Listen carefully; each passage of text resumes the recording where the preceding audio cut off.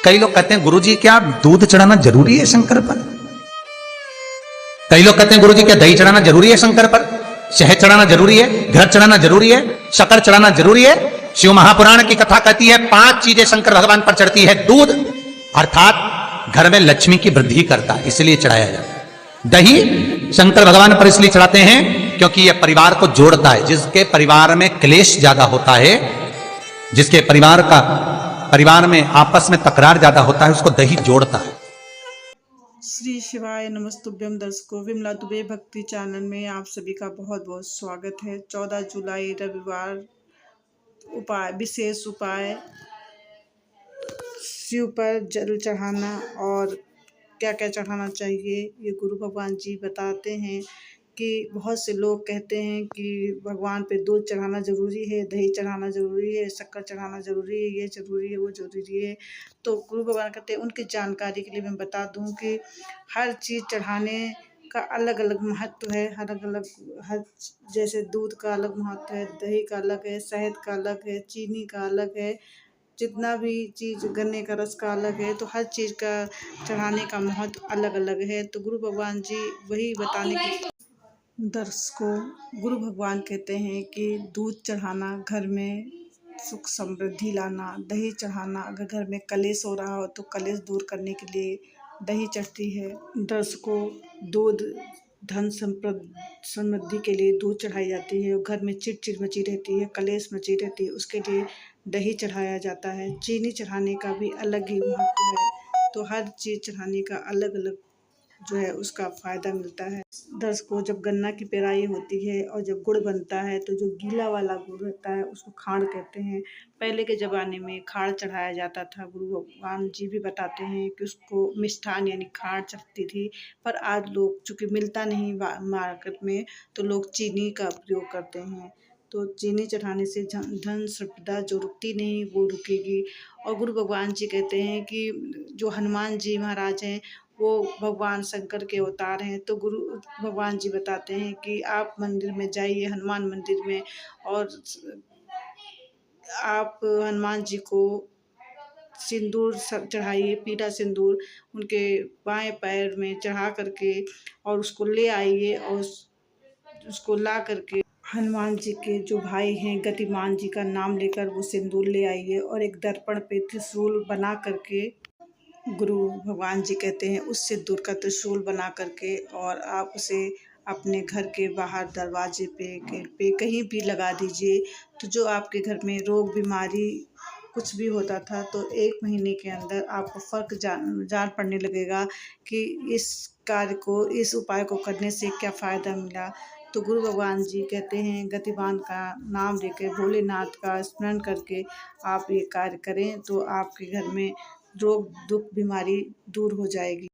दर्शकों, गुरु भगवान जी कहते हैं हर जो भी आप उपाय करें उस पर भरोसा करें, विश्वास करें, क्योंकि अकाल मृत्यु वो मरे जो कार्य करे चंडाल का। गुरु भगवान जी कहते हैं कि आप अच्छे से सोच रख करके कोई भी उपाय करेंगे तो वो ज़रूर से ज़रूर पूरा होगा। यदि आपके अंदर भरोसा नहीं रहेगा तो फिर वो कार्य करने का कोई फ़ायदा नहीं है। गुरु भगवान जी कहते हैं कि भोले बाबा भोलेनाथ हैं, उनको दूध प्रिय, दही प्रिय, शहद प्रिय, चीनी प्रिय, समी, बेलपत्र सब कुछ प्रिय है, लेकिन सबसे ज़्यादा उनको सत्य प्रिय है। जो सत्यता से और लगन से उनकी पूजा करेगा, भगवान भोले उनके हर कार्य को सिद्ध करेंगे और उनकी भक्ति को वो मानेंगे कि हाँ, ये भक्त मेरे लिए इतना सब कर रहा है। तो आप लोग ये ना सोचें कि आपके पास हर चीज़ हो, भोले बाबा तो बस उनके अंदर भाव होना चाहिए। आप सभी लोग उनके लिए भाव रखें और पूजा करें तो आपका हर कार्य संपन्न होगा।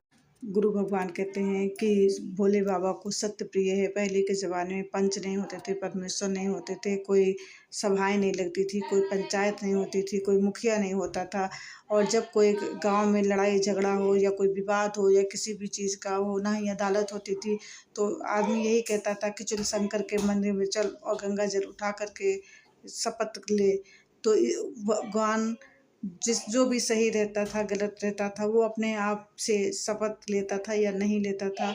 तो इसी आधार पे पहले जो लड़ाई झगड़े का, विवाद का जो सब विवाद होते थे तो उसका इसी प्रकार निपटारा हुआ करता था। गुरु भगवान कहते हैं कि भोले के बाबा के चौखट पे, भोले बाबा के मंदिर में जो भी झूठ बोल देता है उसकी ज़िंदगी फिर नरक जैसी हो जाती है। तो इसलिए कोई भी जल्दी झूठ नहीं बोलता था और झूठ अभी भी नहीं बोलनी चाहिए, क्योंकि हमारे जो भोले बाबा हैं वो सत्य प्रिय हैं, ना के आधार पे आप सभी का कोई भी भोले बाबा ज़रूर है, लेकिन भोले बाबा को झूठ बिल्कुल भी पसंद नहीं है। दर्शकों, गुरु भगवान कहते हैं यदि कोई आसपास आपके दुखी है, परेशान है, वो उसे कष्ट है तो आप उसके लिए कुछ अच्छा कर दें, उसके चेहरे पे मुस्कान ला दें तो भगवान को दिए जलाने के बराबर। भगवान कहते हैं कि बेलपत्री माता पार्वती के अश्रु से उत्पन्न हुआ है, रुद्राक्ष भगवान शंकर के अश्रु से उत्पन्न हुआ है, भगवान शंकर के जो विग्रह से उत्पन्न जल से उत्पन्न हुआ है वो समी का पौधा है। गुरु भगवान जी बताते हैं कि एक मुखी से लेकर के 14 मुखी रुद्राक्ष तक का रुद्राक्ष होता है। भगवान जी ये भी बताते हैं सभी रुद्राक्ष का अपना अपना अलग अलग एक मंत्र होता है। तो 14 एक मुखी से लेकर 14 मुखी रुद्राक्ष होता है। ये आप लोग अच्छे से जान लें। मैंने पहले भी इस कथा में बताई है। गुरु भगवान जी बताते हैं कि पहले से भी कथा में आप लोग शायद सुने भी हों गुरु भगवान की किसी कथाओं में। गुरु भगवान जी बताते हैं कि एक मुखी रुद्राक्ष जितना छोटा होता है, जितना छोटा से छोटा होता है उतना ही फायदा करता है। दर्शकों, गुरु भगवान जी भी बताते हैं कि गरीब से गरीब, निर्धन से निर्धन व्यक्ति के घर में अगर एक मुखी रुद्राक्ष प्रवेश कर जाए तो उसको धन दौलत की कमी नहीं हो सकती।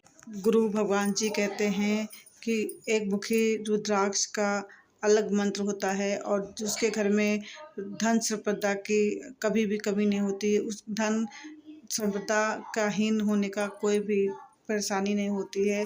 तो एक मुखी रुद्राक्ष बहुत ही फ़ायदेमंद। उसको बहुत ही तकलीफ़ है, कोई काम हो ही नहीं पा रहा है, फाइल आगे बढ़ नहीं पा रही, नौकरी कहीं मिल नहीं रही है, तो 2 मुखी रुद्राक्ष बहुत ही उपयोगी है। बहुत ही ये 2 मुखी रुद्राक्ष धारण करें। दर्शकों, गुरु भगवान जी बताते हैं कि 2 मुखी रुद्राक्ष का जो मंत्र है ओम नमः करके ये मंत्र है जो 2 मुखी रुद्राक्ष का है। गुरु भगवान जी कहते हैं जो 3 मुखी रुद्राक्ष होता है वो कोई बच्चा पढ़ ही नहीं रहा, उसका चित्त पढ़ाई में लगी नहीं रहा हो, बिल्कुल उसका मन ही नहीं लग रहा हो, पढ़ाई में नंबर आ ही ना रहे हो, तो उसके गले में 3 मुखी रुद्राक्ष धारण करा दें, उसका पढ़ने में मन लगने लगेगा, उसका परसेंटेज भी अच्छे आने लगेंगे। और अगर वो बच्चा नहीं उसको पहनता है तो जहाँ बच्चा पढ़ता है उस कमरे में लाल धागे में उसको कहीं लटका दीजिए, तो इससे भी आपको लाभ मिलेगा। 3 मुखी रुद्राक्ष का मंत्र है ओम क्लीं शिवाय नमः। इस मंत्र का उच्चारण करें। तो शिवाय आज का वीडियो ये वीडियो था। भगवान ने आप सभी को बताया रुद्राक्ष के बारे में और क्या क्या चढ़ाना चाहिए उसके बारे में जानकारी दी। तो जो मेरे चैनल में न्यू हो मेरे चैनल को लाइक सब्सक्राइब शेयर करें और मेरा वीडियो अगर आपको पसंद आया हो तो आप लोग कमेंट बॉक्स में ओम नमः शिवाय या श्री शिवाय नमस्तुभ्यं लिखना बिल्कुल भी ना भूलिएगा और लाइक बटन ज़रूर दबाइएगा, बेल आइकन ज़रूर दबाइएगा। आप सभी का सपोर्ट इसी तरह बना रहे और आपको ये वीडियो कैसा लगा आप लोग ज़रूर कमेंट में लिखिएगा और जो भी कोई क्वेश्चन हो तो आप लोग ज़रूर मुझसे कर सकते हैं, मैं उसका आंसर देने का पूरा प्रयत्न करूँगी। और नेक्स्ट वीडियो में फिर से मिलती हूँ, तब तक के लिए नमस्कार।